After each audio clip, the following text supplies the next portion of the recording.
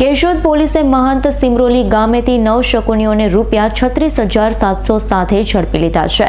Keshod police જુગારીઓને લાવી કે તુરંત જ રાજકીય આગેવાનો પદાધિકારીઓ દોડી આવ્યા। કેશોદ પોલીસે પકડેલા 9 જુગારીઓમાં 8 બહાર ગામથી આવેલા છતાં વાહન મોબાઈલ ફોન હાથ ન લાગ્યા।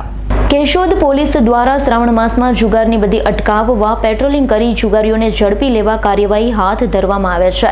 કેશોદ પોલીસ સ્ટેશનના પોલીસ હેડ કોન્સ્ટેબલ શબ્બીરભાઈ દર, રણજીતભાઈ મેરામભાઈ ડાંગર, પોલીસ કોન્સ્ટેબલ રવિભાઈ જગદીશભાઈ ધોળકિયા, ભાયાભાઈ મેરામણભાઈ કોડયાત્રા ખાનગી રાહે માહિતી મળી હતી કે કેશોદ તાલુકાના મહંત સિમરોલી ગામે રાજેશભાઈ ઉર્ફે રાજુભાઈ દેવશીભાઈની વાડીએ હારજીતનો 3 પત્તીનો જુગાર રમાડવામાં આવી રહ્યો છે।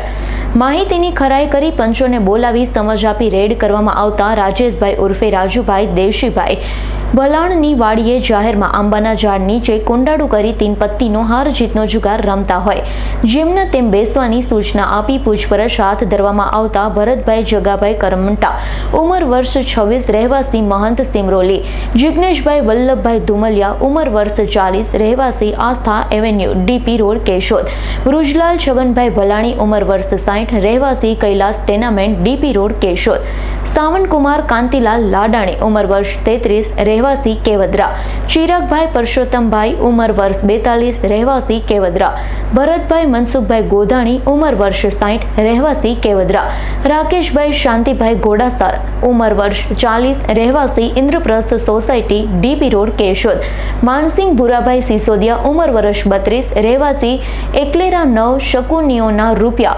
36,900 સાથે ઝડપી પાડી જુગાર ધારાની કલમ હેઠળ ધોરણસરની કાર્યવાહી હાથ ધરવામાં આવી છે।